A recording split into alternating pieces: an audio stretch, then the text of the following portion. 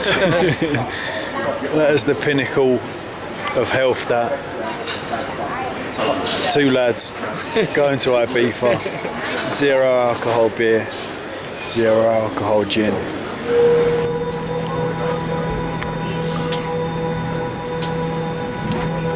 That looks good because it says just like easy.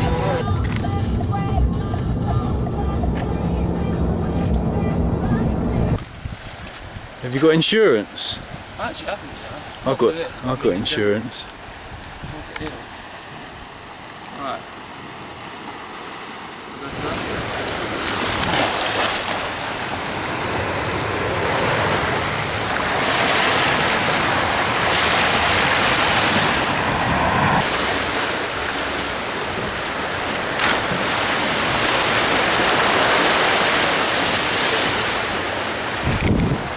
Don't try that at home, kids.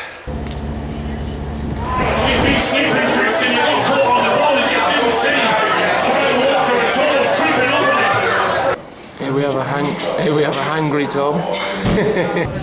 The lady one. Lady Moira. Welcome to Moira's.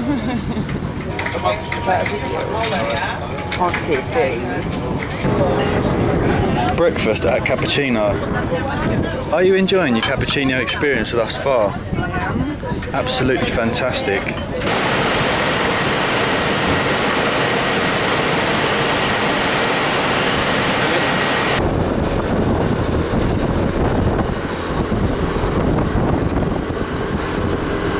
Good morning, YouTube.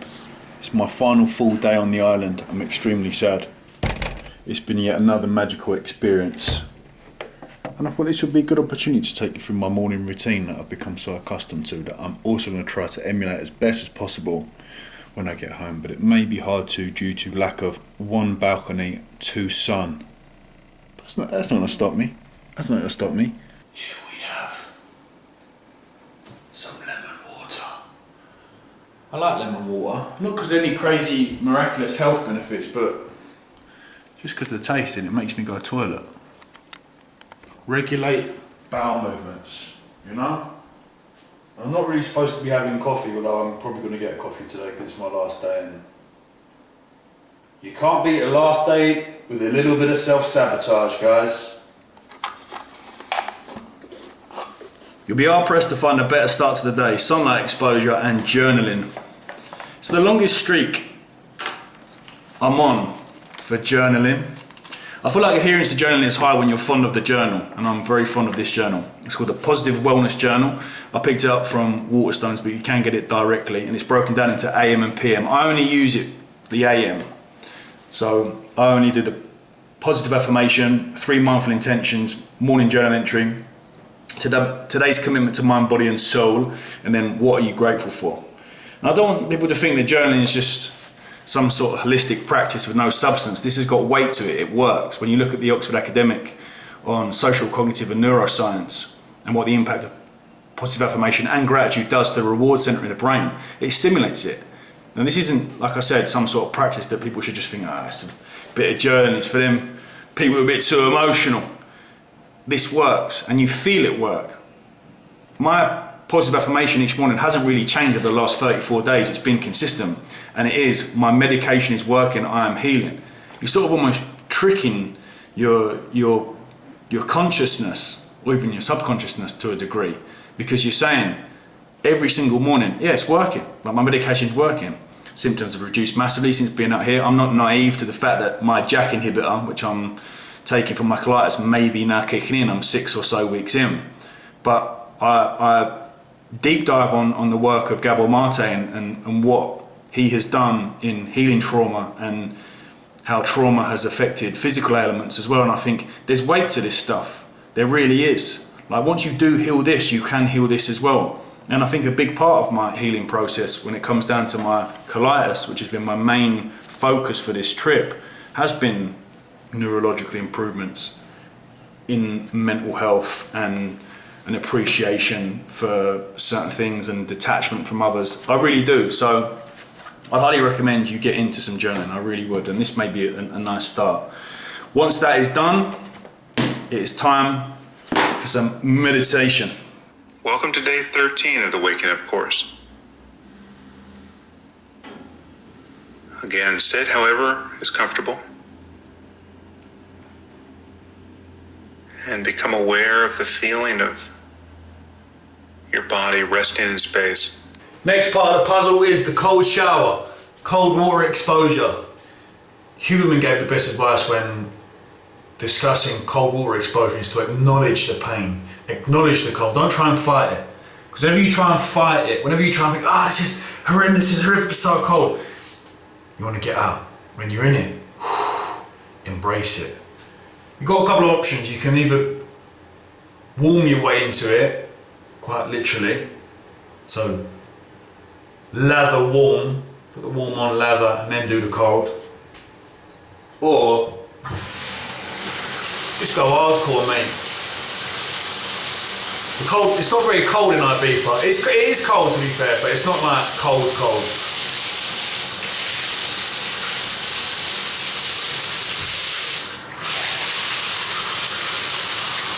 The other option is just to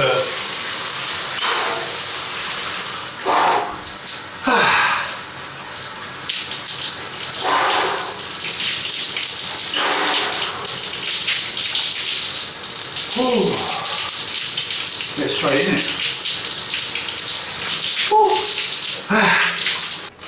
Fresh. Yeah, like I said, you just think of beautiful things. You think of Arsenal Football Club doing the double next season. You know, Champions League, Premiership. We're gonna do it. Feeling very, very invigorated and fresh.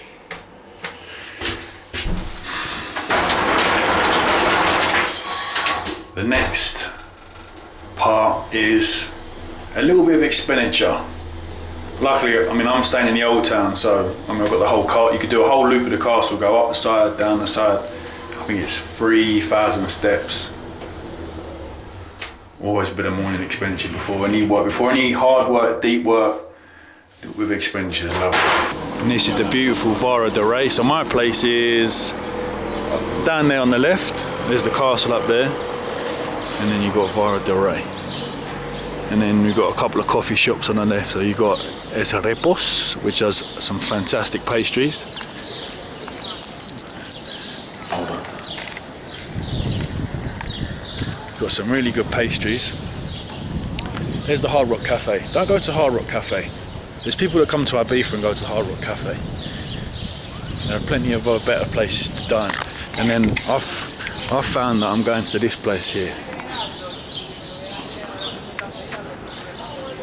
Pastici. And then once you've acquired your coffee, find one of the many park benches. This is like one of the many wonders of the world. These benches in Vara de Rey. You really don't get much better than this. You feel like you're rid of all needs when you come over here. Like you're content with the basics, which is what I love about it.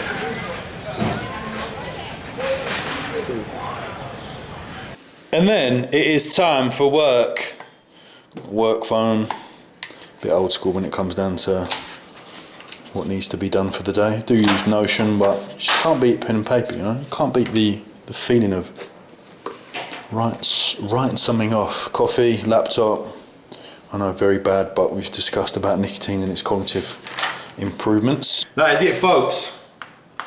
Oh, lab one today. That is it. The last of the Ibiza vlogs. We'll be back next year, which I hope to be a permanent move. I'd love to move here. Josh is very set on living here. I do too, but we shall see. I'm not too sure what the point of this video was. I think it was just a collaboration of all the different clips that I've got on this Sony camcorder that I purchased from Depop. It's fantastic, it's brilliant, it's about 100 quid. Amazing. But I think the title was to do with finding peace. And I think in order to find peace, you've got to create it.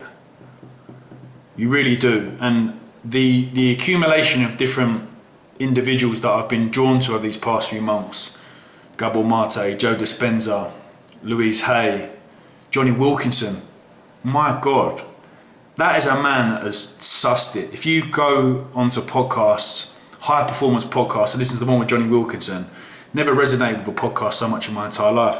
But one common theme amongst all those people when discussing improvements in the self is the death of the self, or a part of you that dies. And I think we've been conditioned to believe that change is somehow deemed as a weakening of the self, or, you know, when you change your mind on certain topics, people pull you up on it and sort of gain some weird one-upmanship. You know, I've been very open on this channel, like maybe I'm a little bit too open in the sense that there might be some feelings of like, how can I take this guy seriously if he I'd continually change my mind, but I look back on the last 10 or 12 years that I've been YouTubing, and there's certain stances that I've just been like, yeah, it doesn't serve me anymore. I've just changed, I've gained more knowledge on that certain area, so like, you know what, I feel a bit differently to it. But I most certainly think in order for you to find peace, yeah, you must create it. There must be a real level of like, I don't think people love themselves enough. I really don't. I think once you have a real connection with yourself and you start to appreciate how like sensitive the mind, body and soul is, you know, then you start to really want to deep dive into how I can strengthen it. And also, like, this sort of content that I'm creating at the moment, or whatever it is, this level of introspection that I found, I was one of these people that looked at this stuff and scoffed, like journaling, mindfulness, meditation, therapy. I was a real cold person. Like, you take me back to like 2018, 2019. I was totally checked out, emotionally unavailable. Used to turn my nose up at anything, and that was because I thought that my current belief system, or the way that I was me set for life. And it's not the case. Like, you change. I think it's important to maybe have different identities, and it's perfectly acceptable for your old identity to die. Like, I'm in a position now where, like, I genuinely, like, I'm really happy with who I've become. Like, I'm really, the whole colitis issue last 12 months has been the catalyst for this new appreciation for my own peace and wanting to grow mentally, physically. It's been fantastic, and they all interlink. Like, the whole food, you know, I talk about the ultra processed food and whole foods and all the practices that I do. They all interlinked, and it's for one purpose, and it's the feeling more than anything. Like, you just feel great. Like, I'm in a really good spot in my life right now, and I'm very happy. And it's taken some time. Like, the last 3 years have been really tough.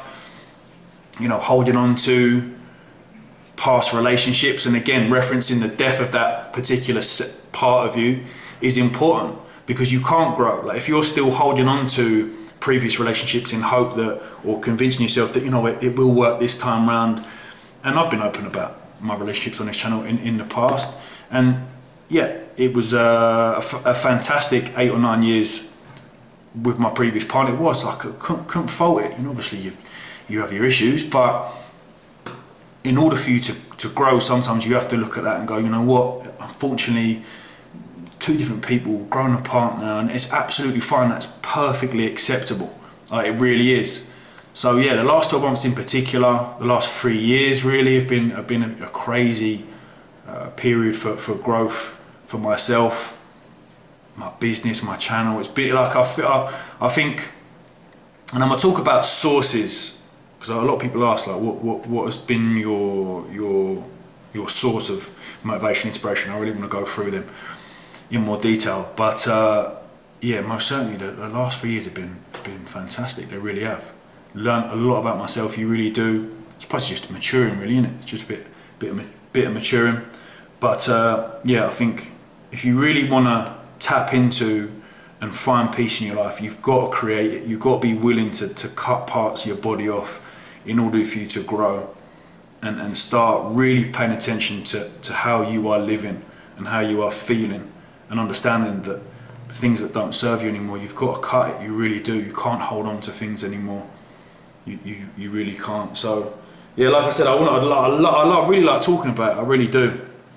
I've got to finish Para now. I'm only like 50 pages into Para now.